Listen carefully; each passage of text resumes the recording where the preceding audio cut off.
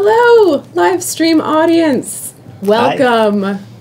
You're watching Points of Interest. I'm your host. I'm a UI designer here at ArenaNet. My name is Kate.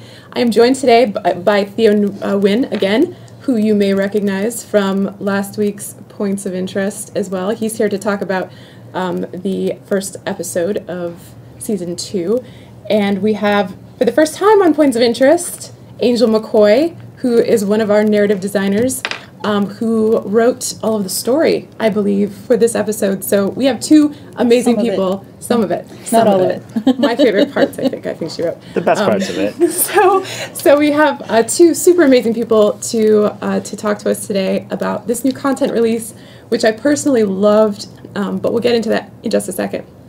The first thing that I wanted to talk to you guys about is today we're doing a really fun episode. We have new segments that we did not do last time. We're introducing a couple new things. We're going to have some fan art submissions and some other user content. We are going to, of course, do the Q&A with the devs today. And then we have a very special surprise guest who will be joining us in the later part of our show. I wonder who it is. I wonder who it is. So please stick around. We have a lot of cool stuff. And so today we're here to talk about Living Story, Season 2, Episode 1, Gates of Maguuma. Dun, dun, Gates of Maguuma. This is thunder crashing. We'll edit this in post. It's fine. We'll put it in there.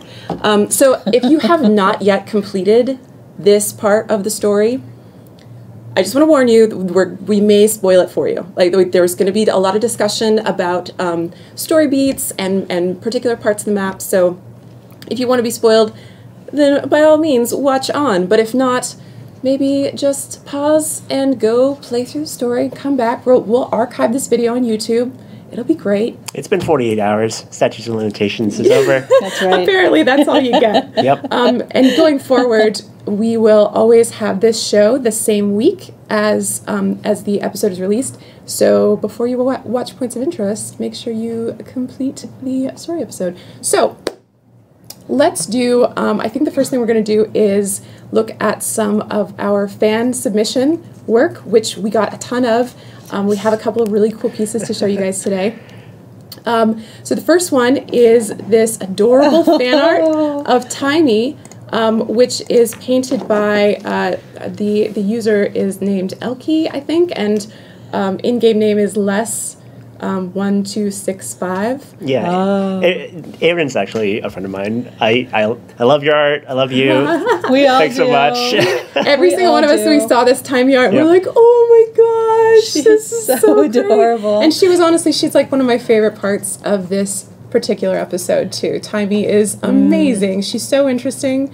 And she's got moxie, you know? Yeah. She got does. spunk. She's I like her. a little squirt. She's a firecracker. You should definitely Yep. check her out. She's a real treat. She's got a ton of fan art Yes. of all the characters. It's really a pleasure. Nice.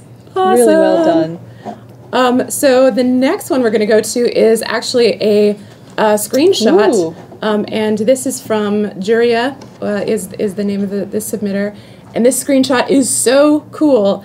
Wow. She's got a cowl that she particularly put on for this release because of the sandstorm made it so appropriate. And she's just rocking. He's just rocking. I'm not sure, but anyway, this is an incredible screenshot. Thank you so much. I think that this does a great job. The coloring in that is just amazing. I You look know, like right? a superhero with the M on your chest. Yeah, right? The next one we have is another screenshot showing off this gorgeous Drytop map. This is from Tyrion Cartographer. This is another Tumblr submission, and this screenshot I think shows off a gorgeous part of this map. But if you go to Tyrion Cartographer's Tumblr, they have documented a bunch of gorgeous screenshots of Drytop, which is super cool. Thank you so much. That's awesome. And Go check them out. Go check them out. Yeah, absolutely. Go find all these places. They're amazing. And our last one also comes from Tyrion Cartographer, but it's a different artist. The artist is named Tyler Chow, and Tyrion Cartographer apparently commissioned him to paint their main character, and it is amazing. Tyler Chow. I actually went to Tyler Chow's blog, which you should do, and his art is off the chain. It's insanity. How do you spell his last name? Chow, Chow. Okay. You guys, I forgot to mention this. I'm so sorry. But Theo has a new scarf on today, and it deserves some mention. But yeah, so that's our Tumblr fan art and fan submission. Wow. So if you have something that you want to submit on Tumblr, I'll repeat this later. The hashtag for that is actually different. It is hashtag GW2 space fan space submission on Tumblr. Use that hashtag, and we can see your stuff, and we can use it on the show, and it'd be very exciting. Yeah, we'd love to give you guys credit, so please submit. I'll tell you, our favorite thing is looking at the fan art that we see that people put out on Twitter or on any of these places, Facebook. Just amazing stuff. It's so cool that you guys feel so invested in the story and in the game and in the characters that you take the time to do this. It's really amazing. Yeah, it is. Yeah, we love it. The fan fiction and the cosplay as well. Fantastic. Yes. Do more of that stuff. Yeah, if you guys have cosplay photos that you want to submit, use that Tumblr hashtag for it, and we would love to feature it on the show. I have to move right into the next segment, which I'm really excited about. And that is introducing our special guest. Mysteries abound. Will there be no end? We are very, very excited to introduce Bill Murphy, who is the managing editor at MMORPG.com. And he is joining us via Skype. And we're going to go into our 3D glasses mode where we put on earbuds to listen to him because it's the future. Hello, Bill. Can you hear me? I am the special guest, the super excited. Yes, that's you. Aren't you excited? We're excited. And you have to give me the. I feel bad for your viewers. Hi. Nonsense, sir. So, Bill, saved me by leaving MMORPG.com. Your incredibly handsome Skype photo. So, yes. Bill is going to be joining us on the show.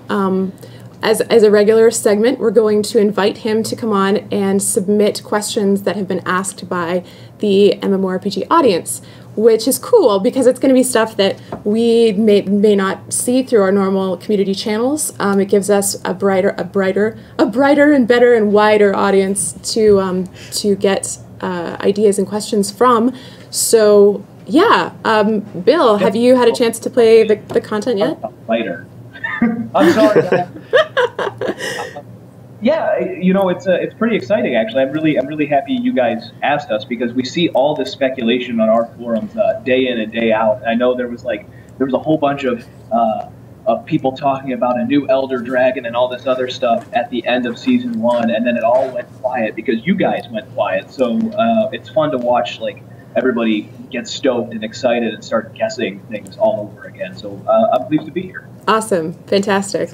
Well, we're going to be really excited to have you on the show going forward, and I hope that you bring your toughest questions and hard-hitting journalism and reporting. Please be gentle. Don't listen to her. Or just ask really nice questions. Yeah. All low balls. It's mostly going to be me asking about Timey, so that's pretty much it. Oh, good. Yeah, if all questions could just be about Timey, I think that we could all die. Oh, she's an Asura. Yeah. She's very small. Has a golem. Well, awesome. Bill, is there anything else that you wanted to say before we kick you off this live stream for today? Just that the Asura rule, and anybody who doesn't think so deserves to be, kicked in the butt repeatedly. I won't say any other swear words. I will reserve them for a later stream. Thank you for having me, and I look forward to the next stream. And sorry, you guys, that I'm the surprise guest. Excelsior! Do not apologize. We're very excited. Thank you, Bill. That's right. Depreciation is the nicest form of self-flattery. All right, well, enjoy your international vacation, you jet setter. We'll see you again in a couple weeks. Thanks, guys. Talk to you later. Bye, Bill. Bye. Bye. Hooray! So yeah, if you guys have more questions, you want to see more coverage, more opinion stuff, then Bill and MMORPG are going to be submitting those questions right to us here on the live stream, and you can watch us scramble around and flail and And no, we're gonna answer it like super pros. We're bosses. We're all professionals we're here. Yeah.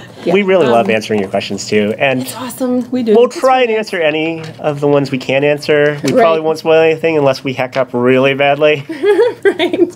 Which of course Did you would look at me never when you said happen. that? No, I tried not to specifically. Okay, so for anybody who has decided to stick around and hasn't actually gotten to play the content yet, can you guys give just a super brief overview of what episode 1 of season 2 is happening? What's going on in this episode? Angel can hit the story points. Yeah. Sure, yeah. So you start out, you find out that something is going on in Brisbane Wildlands.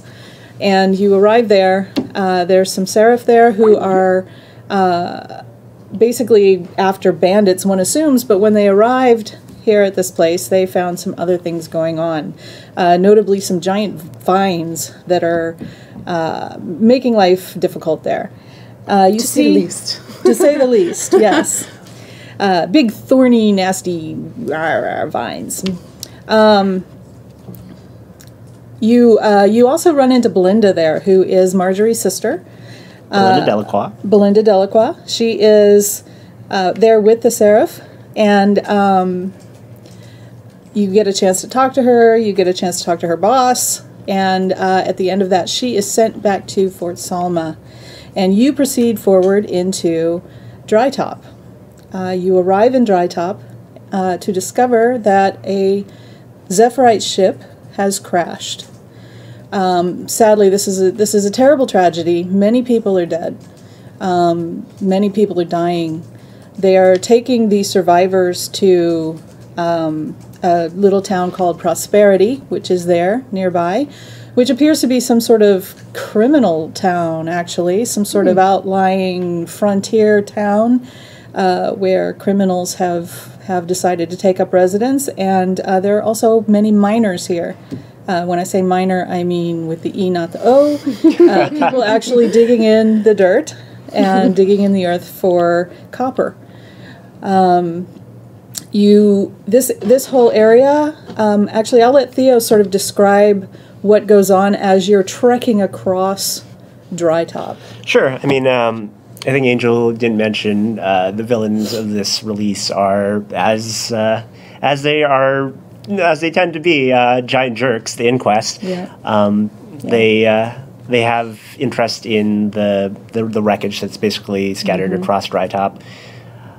This is a new map, which is something we don't do often, but we're super excited to get it out there. The art is by Josh Foreman and Tammy Foote, two of our very lovely environment artists. And the gameplay, there's a lot of we like to use the phrase joy of movement. So a lot of Drytop is based around like just getting around using the Zephyrite movement skills that you've been playing around with in Kite City. And in general, we wanted a more active, like mobile, like open world experience with this one, in addition to all the story stuff.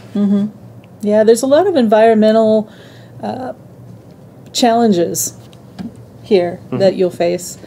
And then, to continue the story part, when you eventually get into Prosperity yourself and discover what's going on there, you find out that basically Scarlet was here. And Dun, dun, dun. Dun, dun, dun. Dun, dun, dun. And you have the opportunity to look for a little room that she owned here in this town and find some of her secrets there. And I'm not going to go into any details on that right now. So the main story plots, though, is actually finding out who caused the crash of the Zephyrite. Right? Yeah.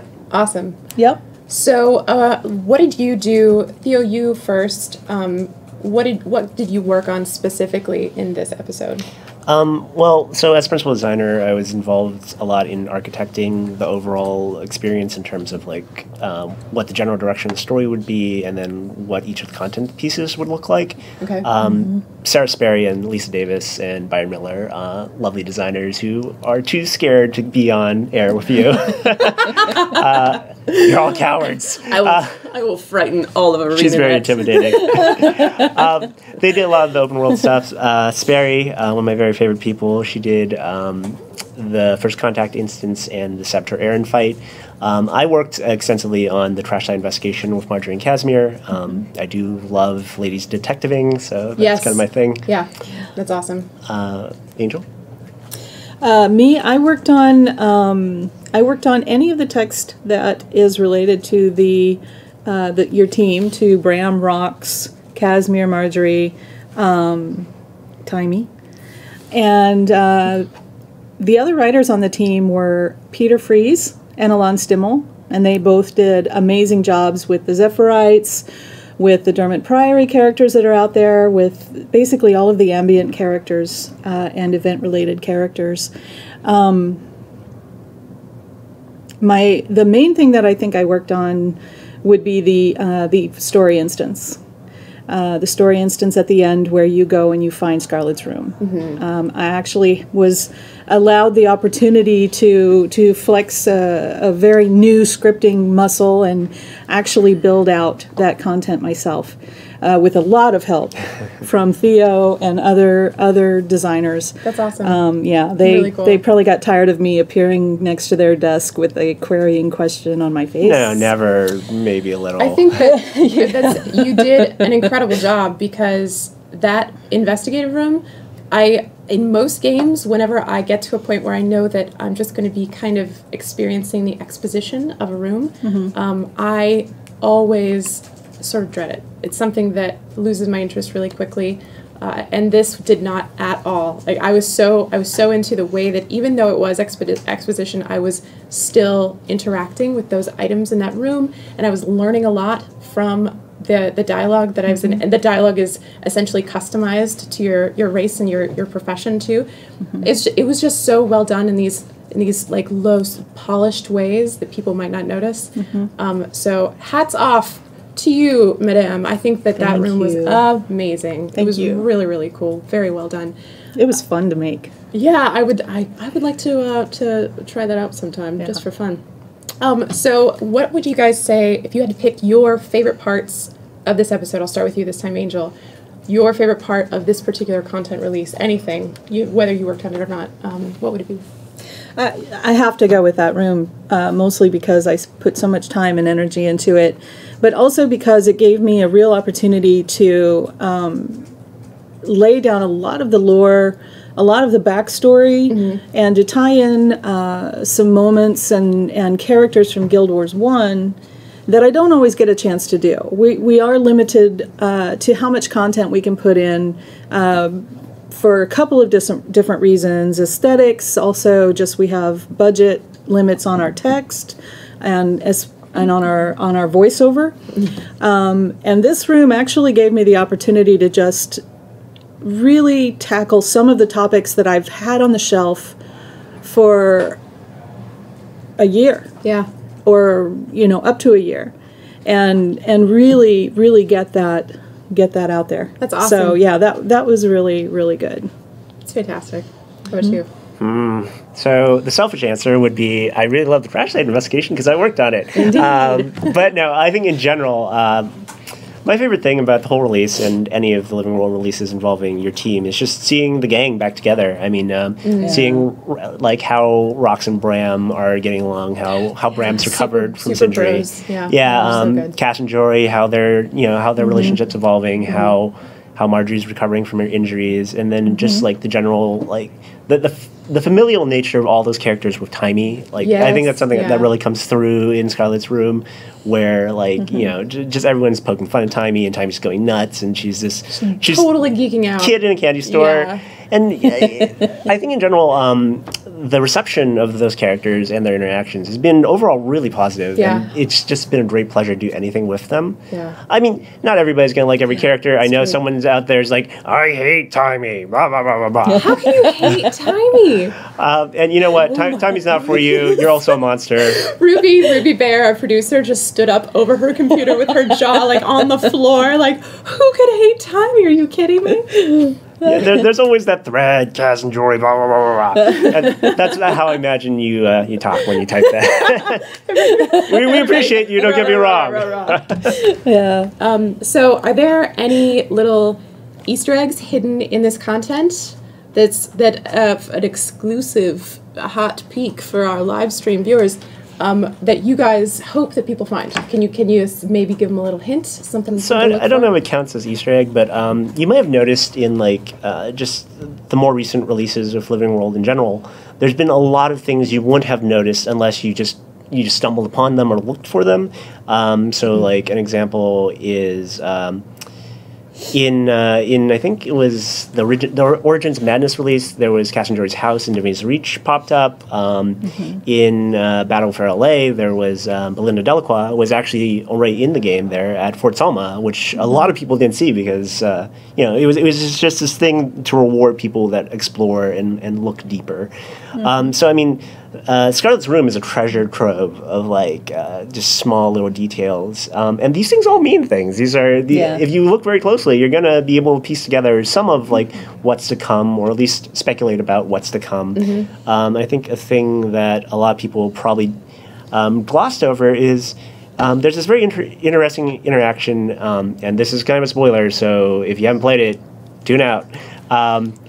When you're doing the investigation and you find the Zephyrite that's dying, Morning, Casimir points out that Morning is lying, and she's dying. Why would a dying woman lie, right? That's right. And that's a big question, and that's one we will answer. So, if you pay a lot of attention, you read all the stuff, you just read between the lines. There's a lot going on. Yeah, I'll just add to that because of the limitations we have on what we can show, the spotlight, when we shine a spotlight on something, you should pay attention to it because it means that we think it's important, and we do have a long-term plan, and we have had a long-term plan from the beginning. So this is your hint from me. Pay attention. If we share it with you, pay attention. Yep. Now, the one little thing that I think you can find in the game that not everyone seems to be finding according to the forums, and yes, we do read the forums, is the Scarlet hologram, where she talks about her history. Some people are bypassing that, and if you're interested in the story, you want to try to find that. It's in the room. I did not even see that. See? Oh my God. That's what I'm saying. Excuse me, I have to go do something very important. Don't leave us. That's awesome. Thank you guys so much. So on a similar note, do you have a particular one of our achievements that you think is going to be the most challenging for people who decide to replay the story? Oh boy. Yeah, this one without a doubt is Zephyrs Descent. This is, so you might have noticed you can climb to the top of a diving platform. That's right. Stop that! You can climb to the top of a diving platform, which might actually be behind me. Yes.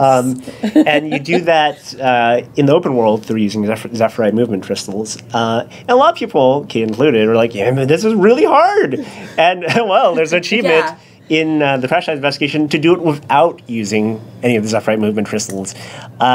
This is courtesy of, don't point at me, this is courtesy of Josh Foreman. No, I was pointing to the platform behind your head. That's on screen. Convenient. Yeah, Mr. Someone else made this jumping puzzle. Hey, it might have been my idea, but the actual puzzle itself was built by Mr. Super Adventure Box himself, Josh Foreman. Yeah, that doesn't surprise me. So, if you curse anyone, curse Josh. Maybe me a little bit, but mostly Josh. Well, yeah, because it took me 45 minutes last night to park myself on this platform so that we could record here today. And I said some words I'm not proud of. I said some words. She said kitten. But you made it. Kitten this kitten.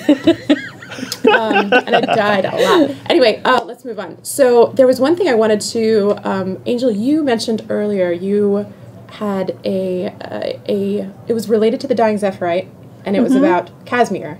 And yes. That was something that you wanted to talk about. Yeah, so I wanted to talk a little bit about Casimir's gift. It's been with her since the Tower of Nightmares, and and it seems to be growing in power, or she's just beginning to understand what it is, and see it in this release with the dying Zephyrite who is lying. She mentions again that she can tell sometimes, not always, but she can tell sometimes if someone is lying. That is going to be an important piece for Casimir's story. And so I just wanted to point it out for those of you who hadn't noticed. This is one of those things that we shine the spotlight on that you really probably should pay attention to. Woo-hoo. You know if Angel's saying it, by the way, you know it's legit. You know that's some good stuff. Mm-hmm. It's really nice when people notice these little things, because we don't put these in here like for no reason. Right. They do pay off, so pay attention. Yeah. Yeah. And I wanted to point out, Drytop is it's a smallish map, and it's got but it's got a lot of events, it's got a lot of champions, it's got, of course, the jumping puzzle, it has the repeatable instances, and I wanted to mention my current nemesis, who is that kitten in Moa running around named Three-Toed Tootsie. I swear, I will find the person who made that, and I'm going to prank him or her. I'm gonna like do that thing where you take a screenshot of someone's desktop and then you set it as their desktop. Oh, they better look out. That's Lisa Davis.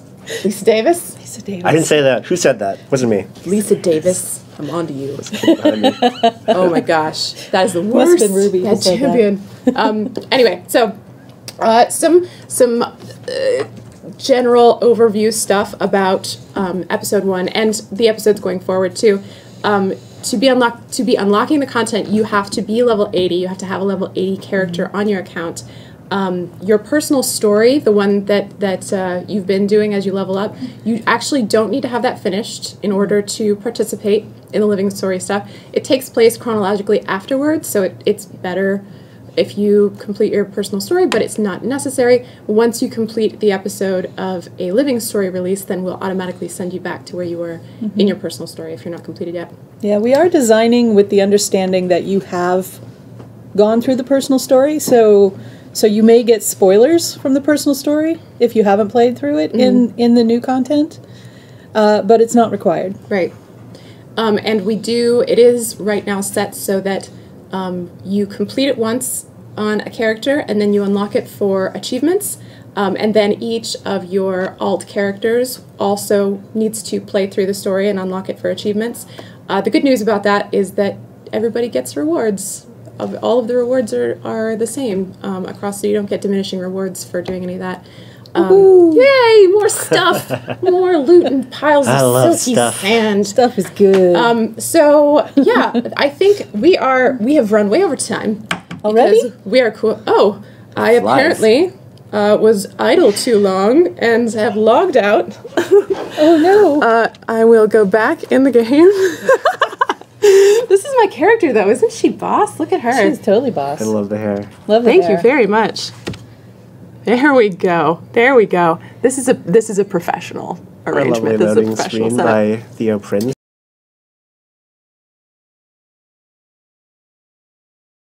That's right. That we did that on purpose so that you can see the loading screen. So that is kind of the amount of time that we have for the show today. I wanted to seed some speculation for next week's next week's release. You guys want to seed some speculation? Sure. Some I love being a tease. Plant some mysteries. So, the Saboteur. Let's talk about the Saboteur. Karen. Some speculation that we have for this is who he was working for. The fact that if he was in, we were talking earlier, and you pointed out that he is actually in Zephyrs Sanctum during that whole period that we had there. He was an NPC running around Trader Aaron, and he seemed really excited, and he was like super pumped to join the Zephyrite. And now something has happened, right? Yes. There's been, and it hasn't always been the case, maybe ever, that Sylvari can be corrupted. Is that true? But now it seems like they can. Speculation is that yes, they can. I mean, it seems fairly clear that something happened to Aaron between the time when we last saw him getting on the ship, on the Zephyrite ship, and when the Zephyrite ship crashed. Right. He went nuts. Changed. He went nuts. Something changed. There were explosions on the ship. Right. There were people who saw him threatening others, that sort of thing. Yeah. It's clear by the time you finish the investigation and start on the path to go after Aaron, it's pretty clear that he's the one definitely who did it, that he was probably working alone. The question is why? Why did he do this? Yes. And we don't say specifically why, but it was definitely some sort of insanity that overtook him. And it is also mentioned that it was very similar to sort of the symptoms that Scarlet had. Interesting. Also, another thing that is a great question is, why was Scarlet in Prosperity? All of these, presumably years ago, when she was just a student. Young Scarlet. What was she doing in Prosperity? And why was that dying Zephyrite lying? Like we were talking before about Casimir. Right. Sure. What would that Zephyrite have stand to gain about lying about the Yeah, the what could be so important, right? Right? It's a dying woman. She's lying to the people trying to save her. Yeah. She clearly cares Like about something more than her own life. The last thing that she wants to do is protect or hide something. Yeah. It's good. It's a good question. Stuff. Good questions. Oh, man. This is so good. So we are going to close out. We have a hashtag, by the way, that we have been using. It is hashtag GW2POI. You can use that on Twitter to continue the conversation. And we have that embedded in the Twitter button that's down below. You can click that, and then it'll seed you with that hashtag, and you can speculate your little hearts away. And any questions that you have that might be appropriate to ask on the next POI, we would love to hear them. We have one particular good one from this week, since it's kind of the first time we're doing this Q&A segment. But we had one from a at Cost Luftar, who asks, why is Living Stories Season 2 only for people who can jump? And I thought it's a funny question, but I thought it was good because this map is quite a lot more vertical than some of the other maps that we have in the game.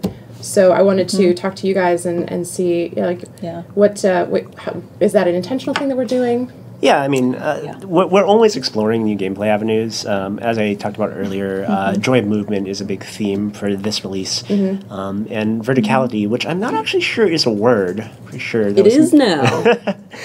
Is a big part of it. Being able to scale clips and explore should be a lot of fun for you folks. In general, we want Drytop to feel very unique. I think we've succeeded with that. I mean, with the Sandstorm, which we didn't even talk about that much. Yeah, the Sandstorm is so cool. Yep. Yeah. And just generally the very arid feel of this map. Quicksand. The quicksand. Yeah. I know. I got my quicksand achievement, though. It's pretty easy for Warrior. I'm not going to spoil it for you, but you could do it. Good job. I died horribly as a mesmer trying to do it. Warrior! If I could add just one quick thing to that, the other thing with the verticality of this map is that it fits very strongly with the Zephyrite theme, and it sort of continues and plays on the whole up and down verticality play, jumping and things that you do with the Zephyrite. Zephyr Sanctum was very vertical as well. Yes. Yeah. It's sort of formulated like a racetrack. It lends a theme. Yeah. Awesome. I'm enjoying it. Thank you guys. You've done a fantastic job with this release.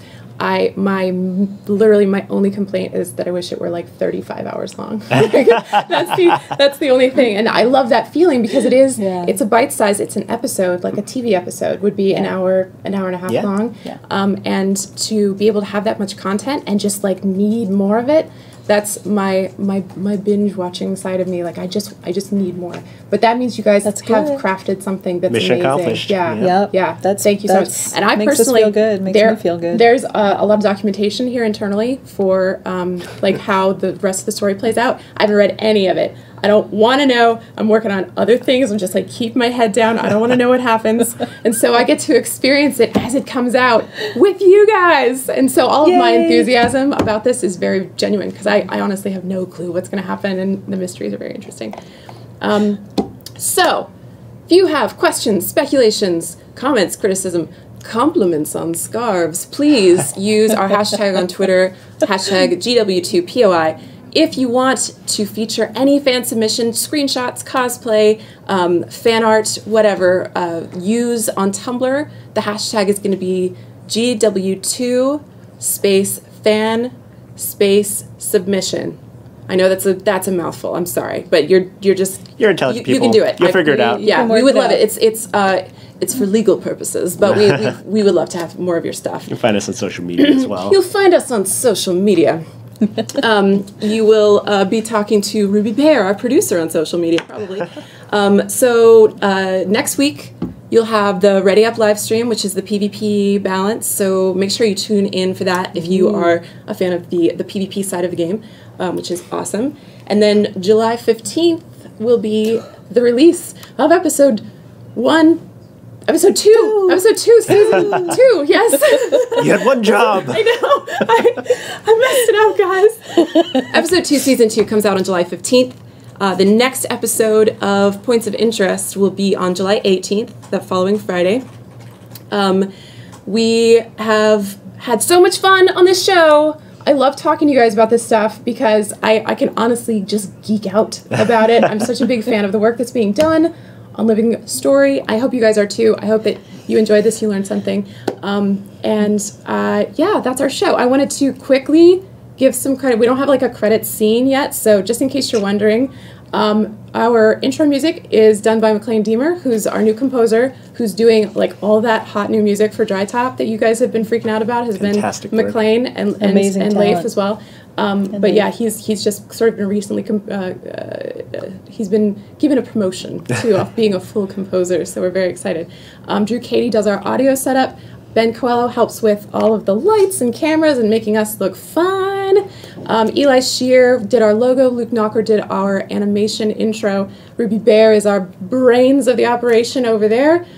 Special thank you to Bill Murphy for being on the show, and we're really excited to see the questions you have to ask us next time.